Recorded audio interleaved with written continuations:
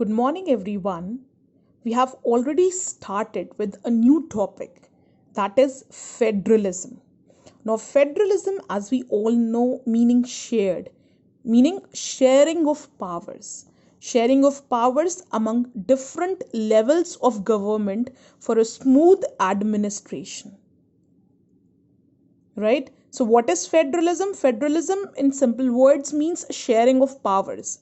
Sharing of powers among different levels of government for a better and a smooth administration.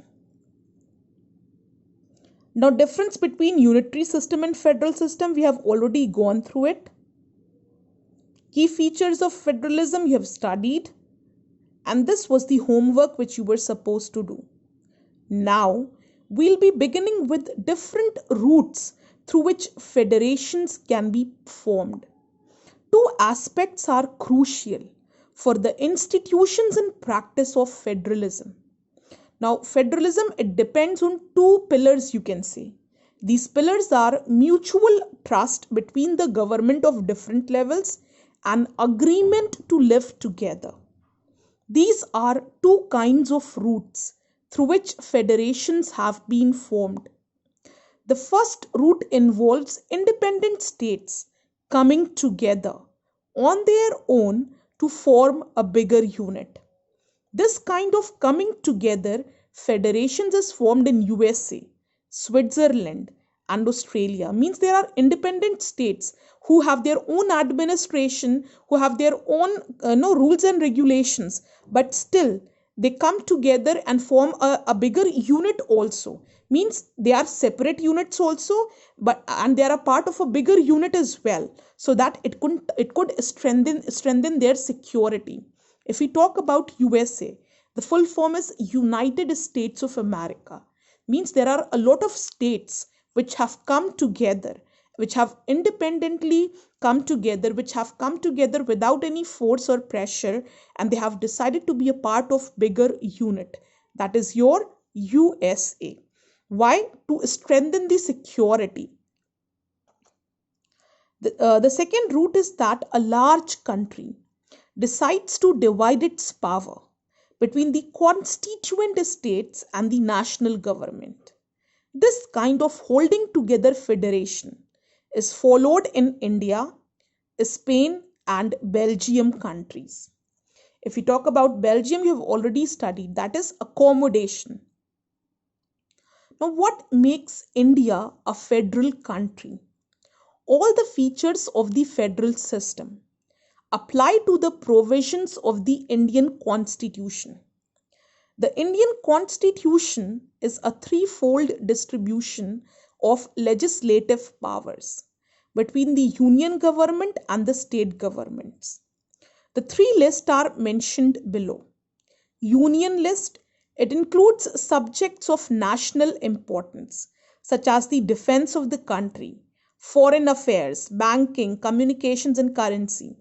The union government, or you can say central government, alone can make laws relating to the subjects mentioned in this list. State list or the state government. It contains subjects of a state and local importance such as police, trade, commerce, agriculture and irrigation. The state governments alone can make laws relating to the subjects mentioned in this list. Concurrent list, it includes subjects of common interest to both union and state government. The list includes education, forest, trade unions, marriage, adoption and succession. Both the union as well as the state government can make laws on the subjects mentioned in this list. If their laws conflict with each other, the law made by the union government will be considered.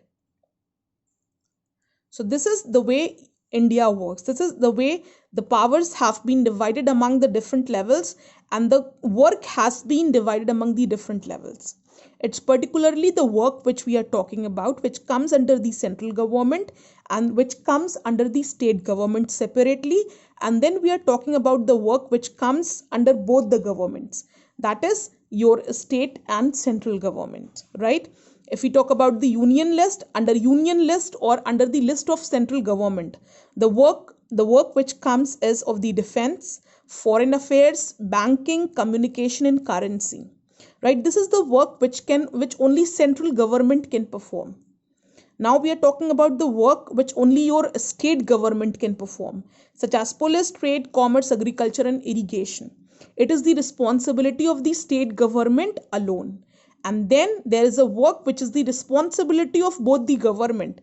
And if there is a kind of disagreement, then the decision taken by the central government will be favored.